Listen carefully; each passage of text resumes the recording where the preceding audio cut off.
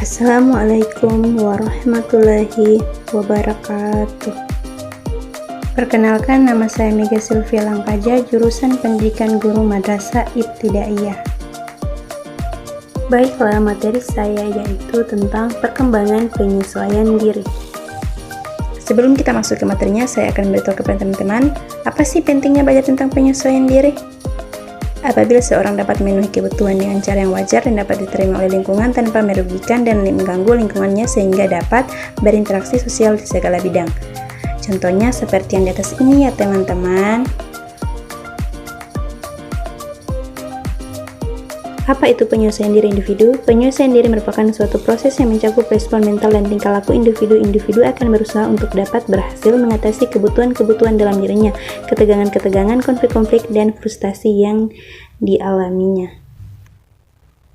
Penyesuaian diri menurut para ahli yang pertama yaitu Hurlock menjelaskan bahwa penyesuaian diri secara lebih umum yaitu apabila seseorang mampu menyesuaikan diri terhadap orang lain secara umum ataupun terhadap kelompoknya dan individu memperlihatkan sikap serta tingkah laku yang menyenangkan, berarti individu diterima oleh kelompok atau lingkungannya.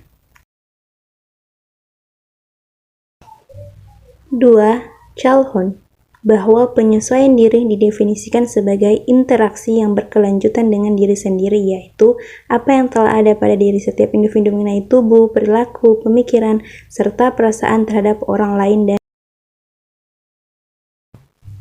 3. Mapiare mengatakan bahwa penyesuaian diri merupakan suatu usaha yang dilakukan seorang individu agar dapat diterima suatu kelompok dengan cara mengikuti kemauan kelompok tersebut.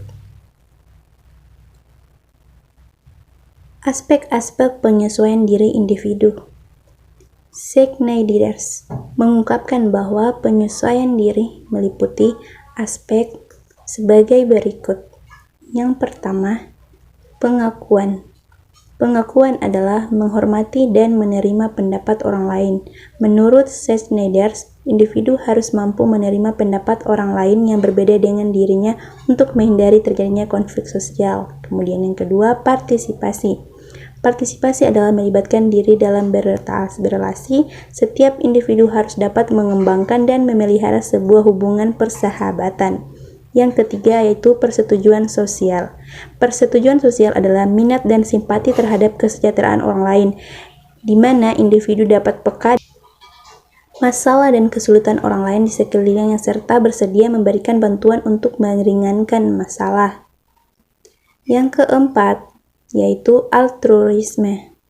Altruisme adalah tidak egois. Individu harus mengembangkan rasa saling membantu dan mementingkan orang lain yang merupakan nilai dari penyesuaian moral yang baik.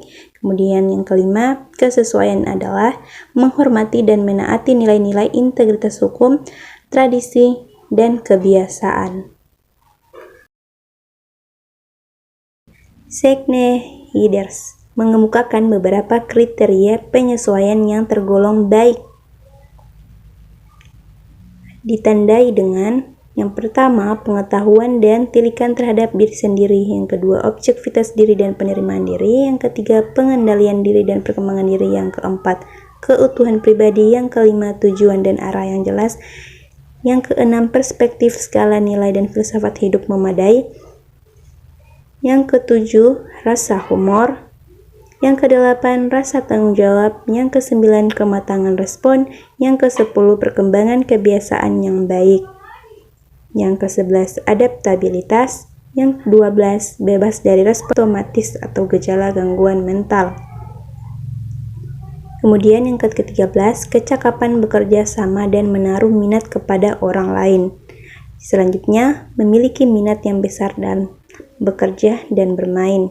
Yang ke-15, kepuasan dalam bekerja dan bermain. Kemudian yang ke-16 yaitu orientasi yang memadai terhadap realitas. Tahapan proses penyesuaian diri. Tahapan proses penyesuaian diri.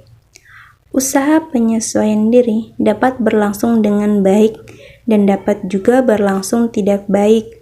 Penyesuaian diri yang baik adalah dengan mempunyai ciri-ciri dapat diterima di suatu kelompok, dapat menerima dirinya sendiri, dapat menerima kekurangan dan kelebihan diri sendiri, sedangkan penyesuaian diri yang tidak baik ditunjukkan dengan buruknya hubungan sosial individu dengan lingkungan sekitarnya.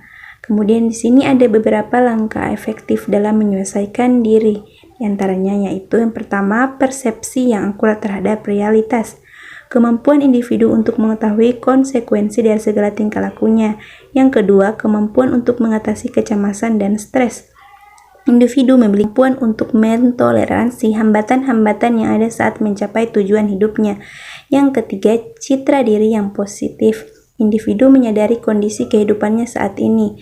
Yang keempat, kemampuan untuk mengekspresikan perasaannya. Individu yang sehat akan mampu mengekspresikan emosinya dan ia akan memiliki kendali atas emosinya sendiri. Yang kelima, hubungan antar pribadi yang baik.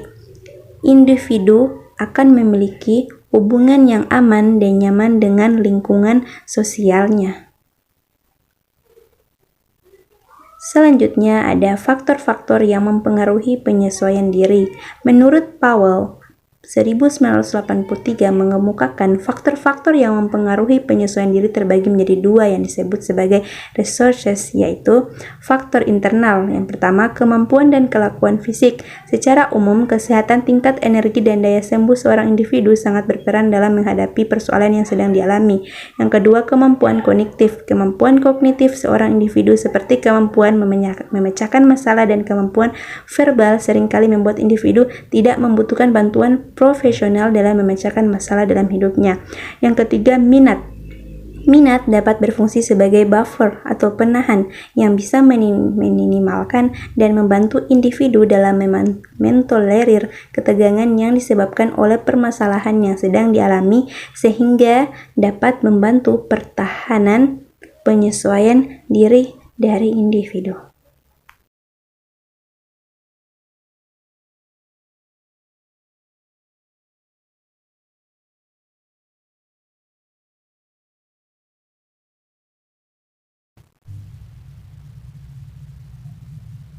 D. Impian. Impian dapat berupa cita-cita, tujuan hidup ataupun persepsi individu terhadap dirinya sendiri. Dengan memiliki mimpi, maka individu dapat memusatkan diri untuk tetap bertahan menghadapi permasalahan hidupnya dan merasa bahwa yang dilakukannya itu adalah berharga.